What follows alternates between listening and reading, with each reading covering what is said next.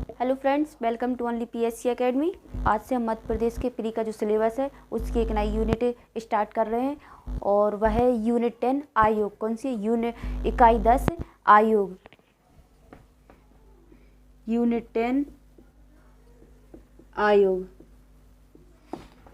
की unit start कर रहे हैं और यह यूनिट सिलेबस में नई जुड़ी है, तो इससे क्वेश्चन आने के ज़्यादा चांसेस हैं, मतलब ज़्यादा क्वेश्चन आ सकते हैं। इसलिए हम इसको अच्छे से पढ़ेंगे, हर आयाम को कंप्लीट करेंगे इससे संबंधित, ताकि कोई भी क्वेश्चन आए हमसे छूटे नहीं।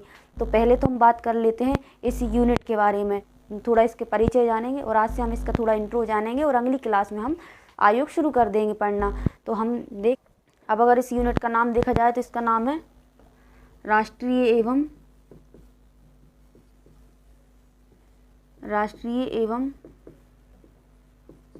प्रादेशिक सांविधिक या संवैधानिक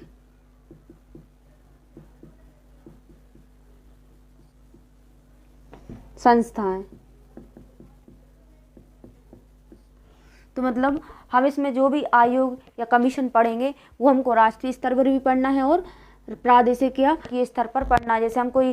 जैसे हम पढ़ रहे हैं निर्वाचन आयोग, तो वो हम देखेंगे राष्ट्रीय स्तर पर भी निर्वाचन आयोग और राज्य स्तर पर मध्य प्रदेश निर्वाचन आयोग। इस प्रकार से हम यह कंप्लीट करेंगे।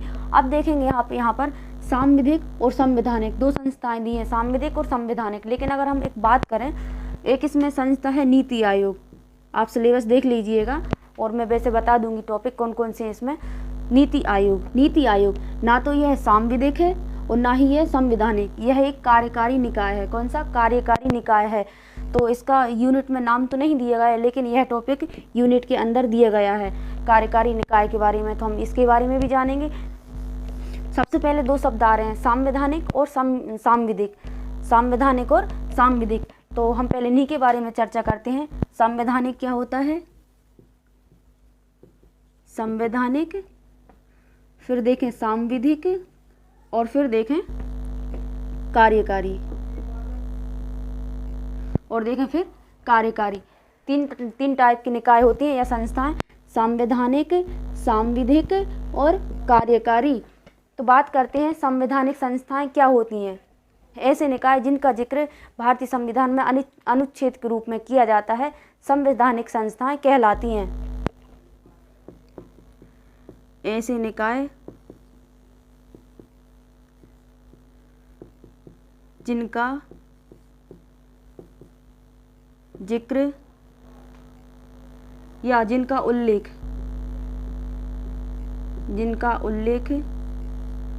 संविधान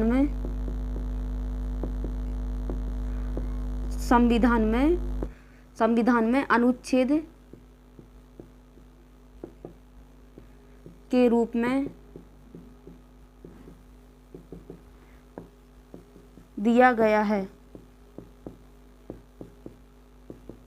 क्या कहलाते हैं? संवैधानिक निकाय कहलाते हैं। और इसमें कोई भी परिवर्तन अगर इसमें कोई भी परिवर्तन करना चाहे तो वह केवल संविधान संशोधन के तहत होगा। किसके तहत? संविधान में संशोधन करना पड़ेगा, तभी इनमें कोई परिवर्तन होगा। अब जैसे इनकी नियुक्ति बात करें तो इनके सदस्यों की नियुक्ति राष्ट्रपति द्वारा ही की जाती है। नियुक्ति राष्ट्रपति द्वारा ही की जाएगी। इनकी नियुक्ति राष्ट्रपति द्वारा ही की जाएगी और इन्हें पद से हटाएंगे तो उसकी प्रक्रिया भी संविधान में दी जाती है। पद से हटाने की प्रक्रिया भी में दी जाती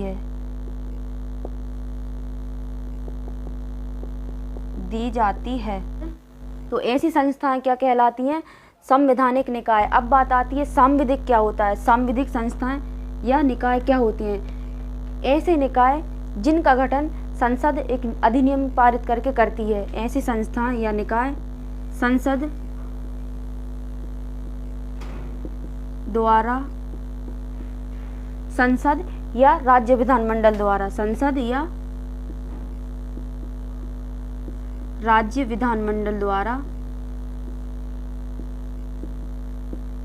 अब मैं राज्य विधानमंडल क्यों बोल रही हूँ, क्योंकि हमको राज्य स्तर की भी संस्थाएं पढ़ना है और उनका गठन राज्य विधानमंडल अधिनियम द्वारा करते हैं। इसलिए जिन संस्थाओं या निकायों का गठन संसद या राज्य विधानमंडल अधिनियम द्वारा करते हैं, अधिनियम बनाकर करते हैं,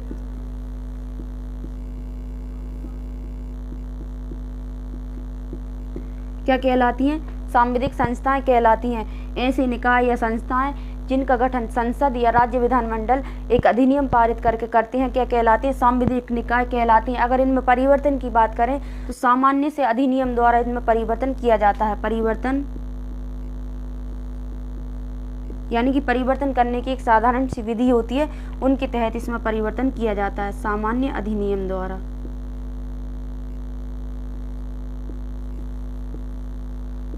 वहीं अगर आप संवैधानिक संस्था की बात करेंगे तो इसमें संविधान संशोधन करना पड़ता है। परिवर्तन करते टाइम कर रहे हैं तो इसमें संविधान संशोधन करना पड़ेगा, लेकिन इसमें सामान्य सी विधि या अधिनियम द्वारा इसमें परिवर्तन किया जाता है। और जैसे फिर इनकी नियुक्ति की बात करें, प्रधानमंत्री या कोई समिति आदि द्वारा इनकी नियुक्ति की जा सकती है। इनकी स्थापना की बात करें तो इनकी स्थापना किसी विशेष कार्य के लिए की जाती है। स्थापना विशेष कार्य हेतु की जाती है, विशेष कार्य। फिर बात आती है कार्यकारी निकाय। कार्यकारी निकाय कैसे होते हैं? ऐसे निकाय कहलाते हैं ऐसी संस्थाएं जिनका ना तो संविधान में वर्णन दिया गया है और ना ही जिनका गठन किसी अधिनियम को पारित करके किया गया है।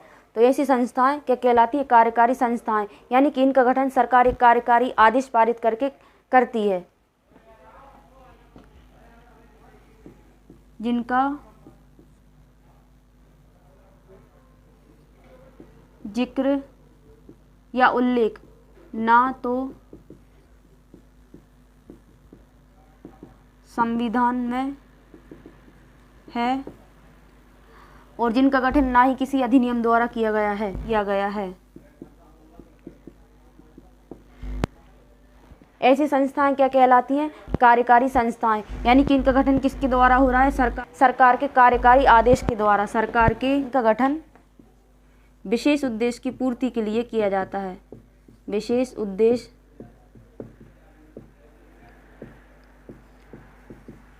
इनका गठन किसी विशेष उद्देश्य की पूर्ति के लिए किया जाता है। ऐसी संस्थाएं क्या कहलाती हैं? कार्यकारी संस्थाएं। अगर हम इसके उदाहरण की बात करें तो कौन सा है?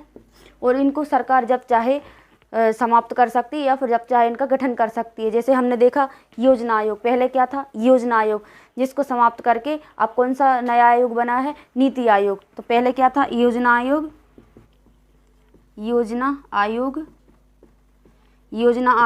यह एक कार्यकारी संस्था थी, जिसकी जगह अब आ गया है नीति आयोग। नीति आयोग हमारे सिलेबस में नीति आयोग दिया गया है और हम इसके बारे में पढ़ेंगे। अब हम बात करते हैं संवैधानिक संस्थाएं कौन कौन सी हैं और सांविधिक संस्थाएं कौन कौन सी हैं। अगर आप स्क्रीनशॉट लेना चाहें तो ले लीजिए। बात करते हैं संवैधानिक और सांविधिक संस्थाएं कौन कौन सी हैं। तो इनको हम दो स्तर पर पढ़ेंगे, एक पढ़ेंगे राष्ट्रीय और एक पढ़ेंगे प्रादेशिक।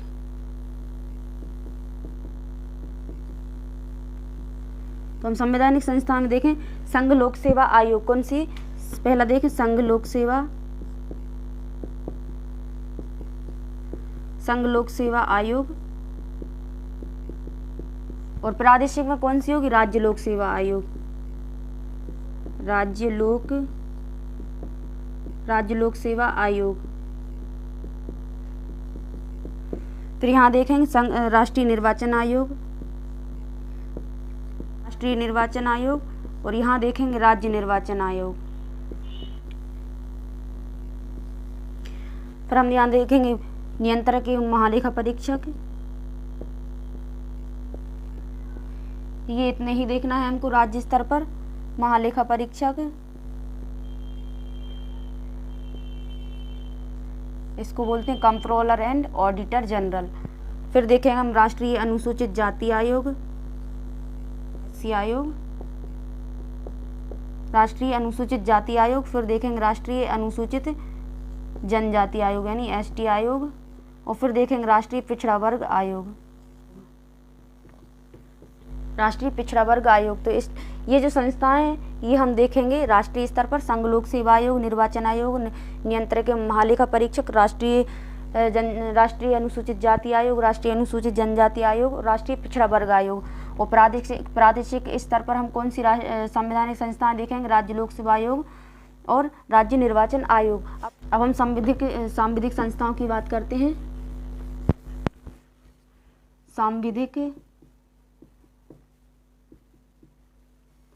सांविधिक निकाय कौन कौन से हैं? पहले देखेंगे हम राष्ट्रीय और प्रादेशिक। तो हम देखें राष्ट्रीय पर राष्ट्रीय मानवाधिकार आयोग, जिसमें कौन सा जाएगा, पहला राष्ट्रीय मानव अधिकार आयोग,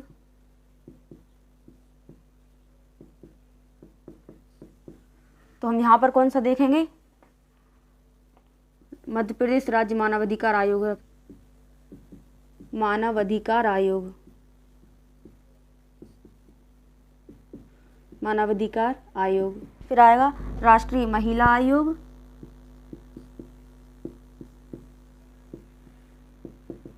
तो हम वही यहाँ पर देखेंगे मध्य प्रदेश राज्य महिला आयोग। फिर यहाँ पर हम देखेंगे राष्ट्रीय बाल संरक्षण आयोग,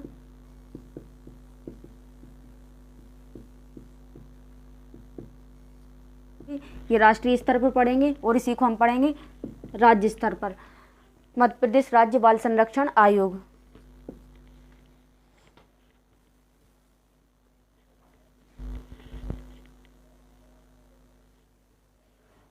फिर देखें हम केंद्रीय सूचना आयोग, केंद्रीय सूचना आयोग, फिर इसको मध्य प्रदेश के स्तर पर भी पढ़ेंगे, मध्य प्रदेश राज्य सूचना आयोग। फिर देखेंगे केंद्रीय सतर्कता आयोग,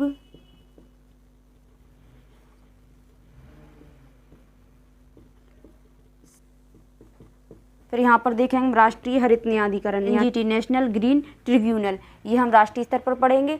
और इन्हीं संस्थाओं को हम इन दोनों को हमको राष्ट्रीय स्तर पर, कौन सी संस्थाएं हैं, सांविधिक संस्थाएं, यानी जिनका गठन एक अधिनियम पारित करके किया गया है। हम यहाँ पर देखेंगे मध्य प्रदेश राज्य खाद्य आयोग, फिर हम एक पढ़ेंगे मध्य प्रदेश राज्य प्रवासी श्रमिक आयोग, मध्य प्रदेश राज्य प्रवासी श्रमिक आयोग।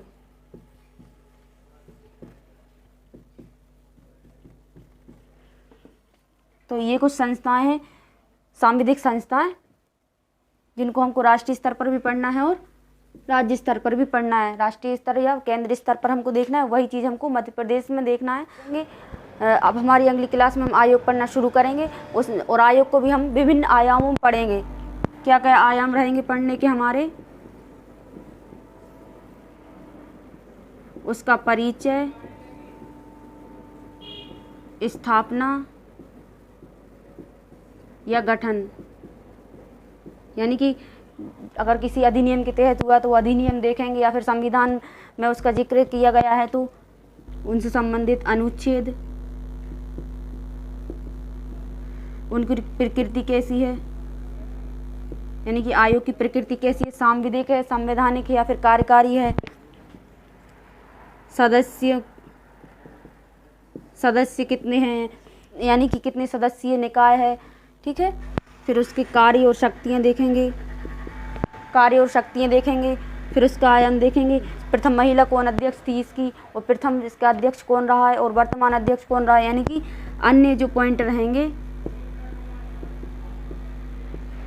अन्य पॉइंट हम इसमें कवर करेंगे, चाहे वो करंट से रिलेटेड हो यानी समसामयिकी हो।